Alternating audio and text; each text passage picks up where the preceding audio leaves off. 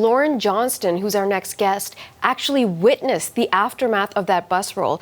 In fact, she was waiting for the very next bus, and she joins us now from Calgary. Lauren, thank you so much for talking to us today. No problem. Good morning. Lauren, walk me through where you were and what you witnessed. How did everything unfold? So my husband and I were waiting in line for the next tour at 2:30 when there was obviously something happening. The staff were trying to get control of what was happening. They told us that the tour would be at least canceled and they would provide an update in about 10 minutes. So we decided just to wait in line to see what was going on. And then after 10 minutes, they said there would be no more tours offered that day, but they would allow us to go out on the skywalk. So we decided to go out on the skywalk. As we were starting to drive out there, we could start to see some emergency vehicles starting to arrive. So we knew something obviously had happened. We just assumed someone had been injured. And then when we got back from the skywalk tour, they had told us everything was shut down at that point and they were asking people to leave. So we headed back to our vehicle, and I have a longer lens camera, which I decided to use as binoculars just to see what was going on. And that's when I realized that the vehicle had actually overturned, which was really scary. And it looks really scary. Lauren, we're actually showing some of our footage, but also showing some of the pictures that you were good enough to share with us. I'm looking at a bus that's upside down, a huge vehicle. When you saw that, what went through your mind? I was shocked. I was using my camera to actually zoom in on it, so I remember just kind of, oh my goodness, when I realized it was actually upside down, and that was what the dust plume was that we saw there. It was crazy. Did anyone offer you an explanation about what had happened? No, and in fairness, it had just happened, so I think the staff were just trying to make sure everybody was safe, and the rest of the tours were canceled. They offered us a refund, and gave us a phone number, which we could call for that. And so then what happened? So you're not going on the bus tour, you go for the skywalk. It's when you come back that you see this, you take the photographs, you're shocked like anybody would be. So then what happens? Is there any further discussion about what's happening to the individuals who were on that bus? No, the staff weren't saying anything. We had decided to drive into the parking lot where you can actually walk up to where the glacier is and where it shows you the dates that it's been receding by.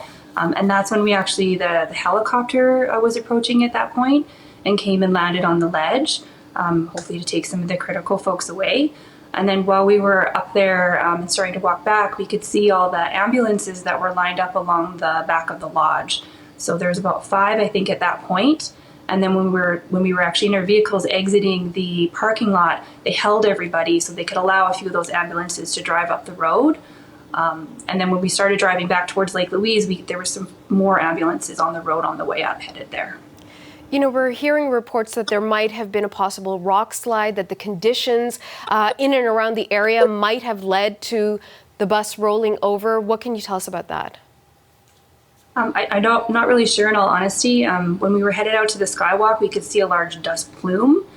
So I assumed that maybe something had happened, some rocks had slid, but we didn't realize till we got back that it was actually the vehicle that had overturned in that.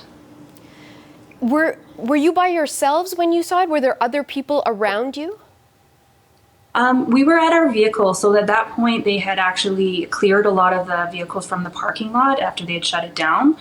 So we were really by ourselves in the car looking at it. When we headed out to the actual where you could walk out to the glacier, there was quite a few people there, but it's a large ridge you have to walk up before you can actually see onto the glacier.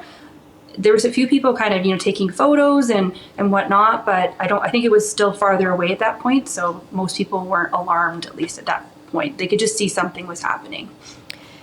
Now that a day has passed and you're processing this information, and I certainly don't want to make you feel worse than you might feel about what you witnessed, but you were just one bus away from being on that bus.